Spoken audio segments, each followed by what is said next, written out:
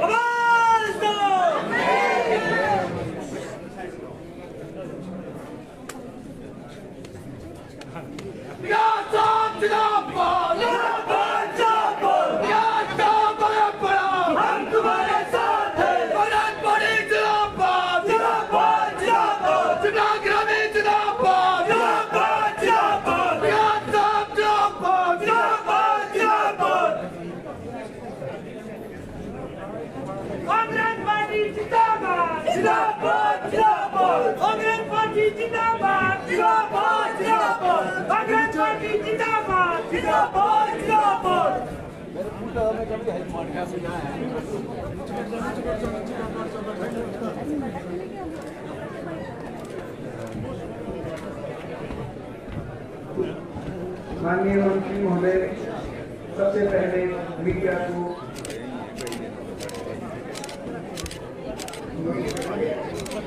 Internal meeting है। थोड़ा पीछे आ जाओ, रेशमा थोड़ा पीछे आ जाओ, थोड़ा पीछे आ जाओ, नीचे रहना। सभी हमारे पदाधिकारी हैं, सभी पंचायती राज के साथी हैं, सब लोगों के साथ विचार विमर्श जो है करेंगे। तो चुनावों के परिणाम रहे हैं, उसमें कैसे आने वाले समय में हमको बेहतरीन काम करना है, कैसे उससे बाहर निकलना है, क्योंकि लोकसभा में पूरे प्रदेश में अच्छा प्रदर्शन पार्टी का नहीं रहा है। उस पर निश्चित तौर से चिंता मंथन होना चाहिए, करेक्टिव मेजर्स होने चाहिए, ताकि in the times to come उसको हम बेटर कर सकें।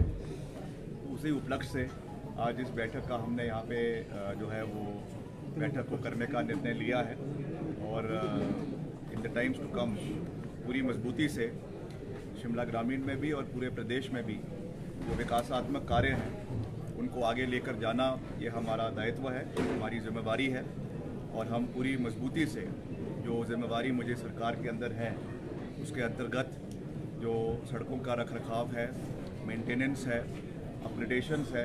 आप जानते हैं कि PMJSY का कार्य अब शुरू हो चुका है।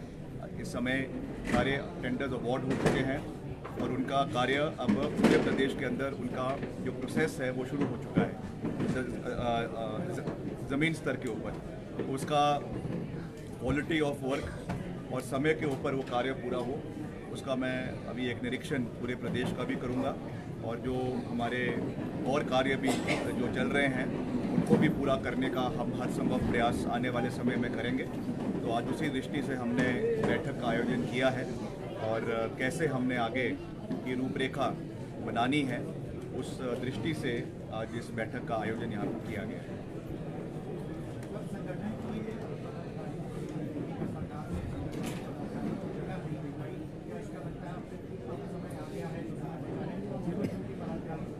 नहीं, ऐसा नहीं है। देखिए, पीछे इसमें जो है हाईकमांड द्वारा करेक्टिव मेजर्स लिए गए हैं और सब मिलकर काम कर रहे हैं। बहुत अच्छा काम प्रदेश में सरकार कर रही है, हमारे मुख्यमंत्री जी की अध्यक्षता में हो रहा है, उसमें कोई दो राय नहीं है। मगर लोकसभा में ये पूरे प्रदेश में ही इस तरीके का एक हो रहा है, तो निश्चित तौर से उसका आंकलन होना बहुत आवश्यक है, करेक्टिव मेजर्स लेने बहुत आवश्यक है। और एक बात ये ज़रूर है कि राष्ट्रीय स्तर पे मोदी मैजिक नहीं चला, मगर हिमाचल में चला है। तो क्यों चला है उसके ऊपर भी जो है वो हमको जो है चिंतन करने की आवश्यकता है और कैसे उसको हमें आने वाले समय में इम्प्रूव करना है। क्योंकि एक बात तो अब साफ़ है, एक बात पूरे तरीके से साफ़ है कि जो ये मोदी लहर की बात पहले करते थे और जिस तरीके से अब सरकार का भी गठन राष्ट्रीय स्तर पे हुआ है, उसमें एक बड़ा बदलाव अब जो है वो देश की राजनीति में देखने को मिल रहा है। तो निश्चित तौर से उसके रिपरकशंस आने वाले समय में प्रदेश में भी होंगे और प्रदेश के जो मसले हैं, जो प्रदेश के लंबित मसले केंद्र में पड़े हुए हैं, उनको कैसे हमने इस नए परिप्रेक्ष्य में उठाना है वो भी देखने के लिए जो है दिलचस्प होगा। क्योंकि हमने पिछले 15 महीने हम लगातार हिमाचल के हितों को उठाते रहे। हिमाचल में जो आपदा के दौरान इतना नुकसान प्रदेश का हुआ, उस विषय को हमने बहुत मजबूती से मुख्यमंत्री जी ने उठाया, हम सब ने उठाया, मगर उसको नज़रअंदाज किया गया। अब जो एक नए परिप्रेक्ष्य में ये सरकार का गठन हो रहा है, इसमें नई सरकार बन रही है अब वो कैसे हिमाचल की पैरवी उसमें होती है, ये चीज़ें आने वाले समय में हमको देखना है। मगर मैं ये विश्वास दिलाना चाहता हूँ आपके माध्यम से प्रदेश की जनता को कि हम हिमाचल के हितों की पैरवी करते रहेंगे। जो विकासात्मक कार्य प्रदेश में चल रहे हैं उनको गति देना, उनको आगे लेकर जाना, ये हमारा प्राथमिकता है।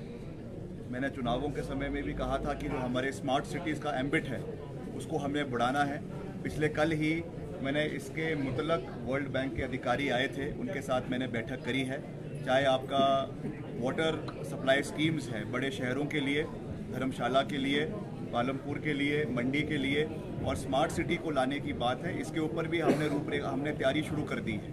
अब जैसे ही सरकार नई बन जाएगी वहाँ पर, उसके बाद मैं दिल्ली जाऊँगा और वहाँ पे जो हमारे नए जो भी मंत्री बनेंगे जो कंसर्न डिपार्टमेंट्स के, उनके साथ मैं इस विषय को पूरी गंभीरता के साथ उठाऊँगा, because we are committed to the overall development of Himachal Pradesh. Airport में जो कंगना के साथ कई तरह की चर्चाएं हो रही है, आपका क्या कहना है? नहीं देखिए, मैं उसकी निंदा पहले ही कर चुका हूँ। ये दुर्भाग्यपूर्ण हुआ है। इस तरीके की कोई भी घटना किसी के साथ भी, किसी भी व्यक्ति के साथ, और ख़ास करके महिला के साथ तो बिल्कुल भी नहीं होनी चाहिए। हमारी संवेदनाएं जो है वो जो हमारे जो किसान हैं उनके साथ भी है, क्योंकि उनके साथ बहुत बुरा हुआ है। जो पीछे जब उन्होंने प्रोटेस्ट किया, ये सब चीज़ें हुई, वी स्टैंड बाय देम। मगर ये कोई तरीका नहीं है अपनी उसको रखने का।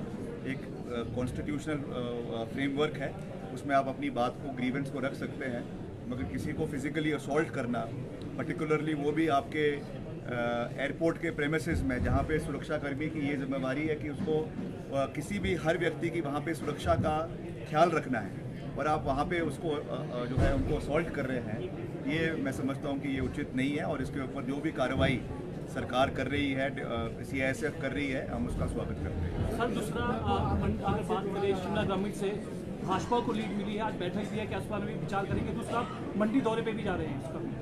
ये देखिए, निश्चित तौर से मैंने कहा है कि लोकसभा में अच्छा प्रदर्शन हमारा कहीं पर भी नहीं रहा है, और बहुत से इलाकों में लीड मिली है, शिमला ग्रामीण भी उसमें है। अब कैसे हमें उसको आने वाले समय में ठीक करना है, और मैं उनमें से मैं आपको विश्वास दिलाना चाहता हूँ, जो हमको एक्शन लेना पड़ेगा, जो करेक्टिव मेजर लेंगे, ठोक बजा के लेंगे, क्योंकि हमने सिस्टम को ठीक करना है, और निश्चित तौर से उसके लिए जो भी करना पड़ेगा हम करेंगे। बाकी मंडी निश्चित तौर से मैंने वहाँ का दौरा बनाया है, और जो भी वहाँ के विकास कार्य है, we stand committed by them, उनको पूरा करना आने वाले समय में ये हमारी प्राथमिकता रहेगी। उसका मैंने पूरा रोड मैप बनाया है, चाहे वो PWD के माध्यम से है, चाहे वो अर्बन डेवलपमेंट के माध्यम से है, और उसको हम अपने कार्यकाल में पूरा करने का हर संभव प्रयास करेंगे। सर, एयरपोर्ट की जो घटना हुई से आतंकवाद से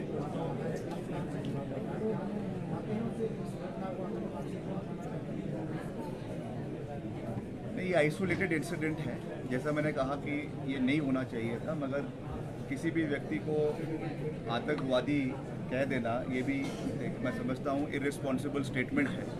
अब उन्होंने किस उससे लक्ष्य से किया है, क्या किया है, वो तो मैटर ऑफ इंक्वायरी है।